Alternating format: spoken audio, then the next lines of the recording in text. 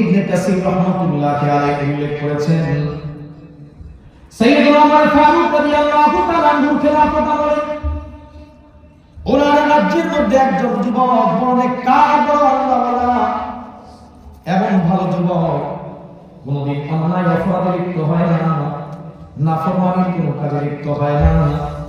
সমাজের সব মানুষগুলা ওই যুবকটারে বড় মহব্বত করে ভালোবাসে।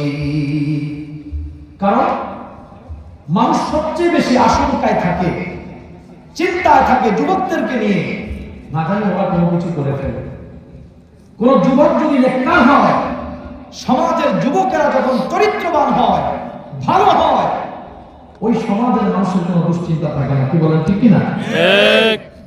কারণ হলো ওরা যেহেতু ভালো, তাহলে ওরা সমাজে কোনো অন্যায় করবে না।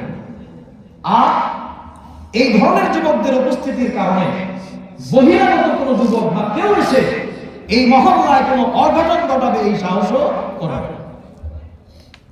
এই কারণে যে সমাজের মধ্যে যুবকেরা দিনদার হয়ে যায়, যে সমাজের যুবকরা আল্লাহওয়ালা হয়ে যায়, নেককার হয়ে যায়, চরিত্রবান হয়ে যায়, ওই সমাজটা যেন দুনিয়ার জান্নাতে পরিণত হয়ে যায়। সুবহানাল্লাহ। ওই যুবকটার সবাই ভালোবাসে, কিন্তু বন্ধু ওই সমাজের মধ্যে একজন নষ্টা দুশ্চরিত্রা মহিলা, যার দৃষ্টি যুবকটার প্রতি পড়েছে, ওই মহিলার ধান্দা চিন্তা হলো কি করে যুবকটা চরিত্র নষ্ট করা যায়। কলা কৌশল ফন্দি আঁকতে শুরু করেছে, কিভাবে যুবকটারে তার কবজায় আনতে পারে। একটা কৌশল করে মসজিদের কথা বললে, কোন যুবককে যদি কেউ ডাক দিয়ে বলে, যুবক মসজিদের জন্য কিছু টাকা আছে নিয়ে যাও তো, আচ্ছা যাবে না? বলেন এই ধরনের একটা ফন্দি, যে কথাটা বললে সে ফেলবে না, মানবে কথাটা, এই ধরনের কোন একটা কথা বলে মহিলা যুবকটাকে তার ঘরে নিয়ে গেছে।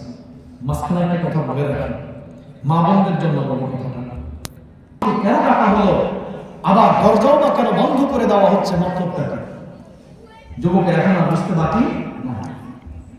কিন্তু বুঝলেও তো দরজা তো বন্ধ হয়ে গেছে, কিছু করার নাই। ওইদিকে মহিলা বলে, যুবক তাকে দেখো ঘরের দরজা কিন্তু বন্ধ, এই মুহূর্তে ঘরের মধ্যে তুমি আর আমি ছাড়া কেউ নাই। যুবক রে, আমি যদি এখন চিৎকার করি, সমাজের সব লোকজন জড়ো হয়ে যাবে, জমা হয়ে যাবে। আর এই ঘরের মধ্যে যদি আমার সঙ্গে তোমাকে নির্জনে একা একা পায়, যুবক তুমি এতদিন কি করেছো এগুলো কেউ শুনবে না, তোমার এই বিবরণ কেউ মানবে না। আমি যা বলি আমার কথাটাই শুনবে। তোমার এতদিনের ইবাদত, তোমার এই সচ্চরিত্রতা, তোমার এই ভালো কিছু মুহূর্তের মধ্যে ধূলিসাৎ হয়ে যাবে। আমার প্রস্তাবে সম্মত হয়ে যাও, আমি যা বলি তাই মেনে নাও। যুবক যদি বাঁচতে চাও, এছাড়া তোমার সামনে আর দ্বিতীয় কোনো রাস্তা নাই। যুবক চিন্তা করতে লাগলো, পেরেশান হয়ে গেল।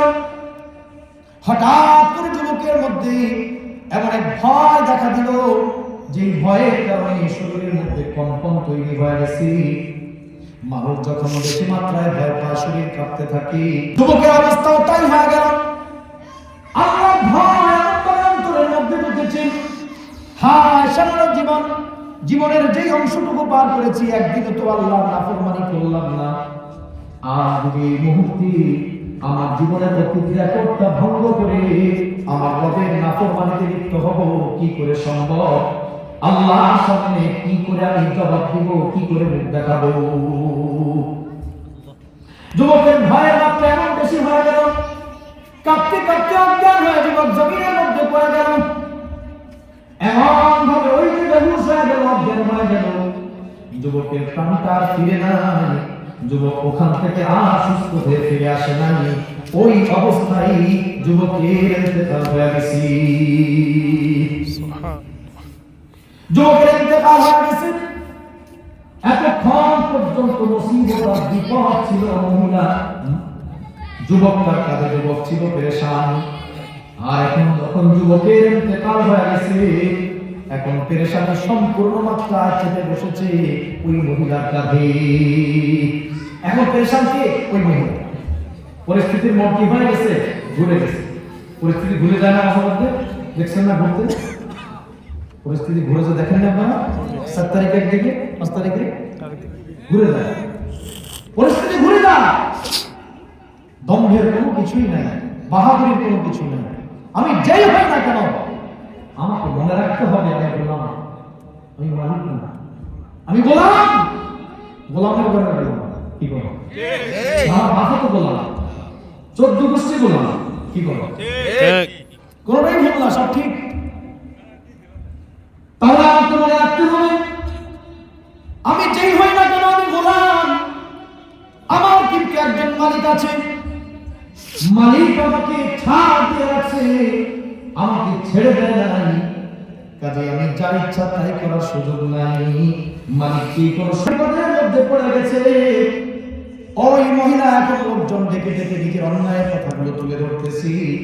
ও সমাজের মানুষেরা, যুবকরা কোনো দোষ নাই, যা দোষ করেছি আমি একলাই সব করেছি।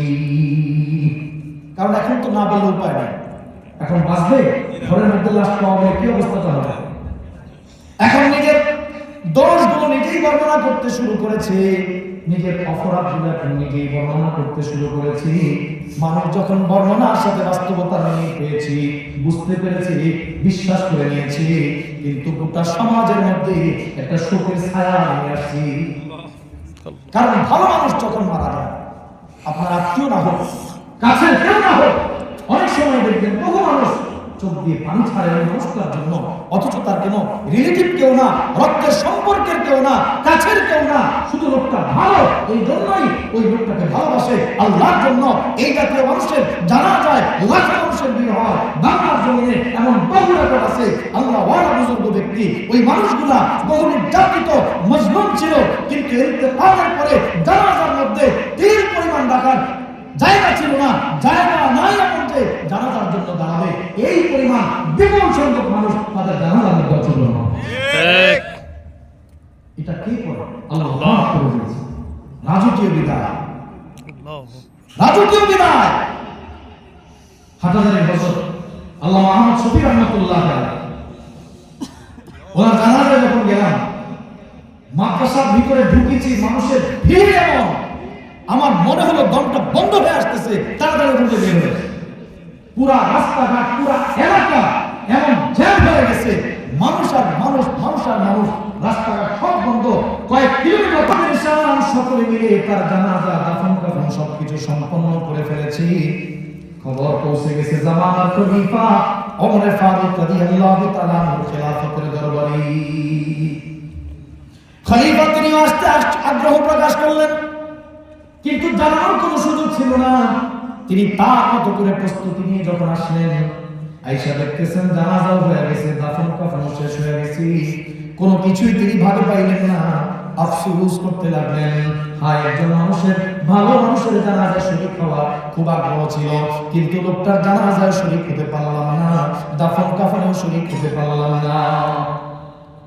বলতে লাগলেন, কমপক্ষে এতটুকু তো করো, আমাকে তার কবরটা দেখায় দাও, কবর জিয়ারতটা করি, কবর জিয়ারত করি, অন্তত একটু দিকে সান্ত্বনা দিই, যদিও জানাজা আর দাফন কাফনে অংশগ্রহণ করতে পারি না।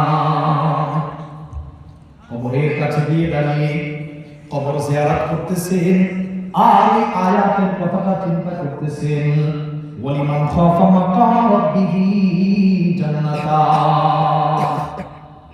আল্লাহ পাক বলে দিয়েছেন, আমার ভয়, রবের ভয় যদি কেউ অন্তরে ঢুকায়, রব তার জন্য ডবল জান্নাতের ব্যবস্থা করে রাখছে। আমিরুল মুমিনিন ওখানে দাঁড়িয়ে দাঁড়িয়ে চিন্তা করতেছেন, এই যুবকটার মৃত্যুর সাথে, জীবনের সাথে এই আয়াতের পূর্ণ মিল পাওয়া যাচ্ছে। নিঃসন্দেহে রব ওয়াদা মোতাবিক এই যুবকটার জন্য ডবল জান্নাতের ব্যবস্থা করে রাখছে। সুবহানাল্লাহ।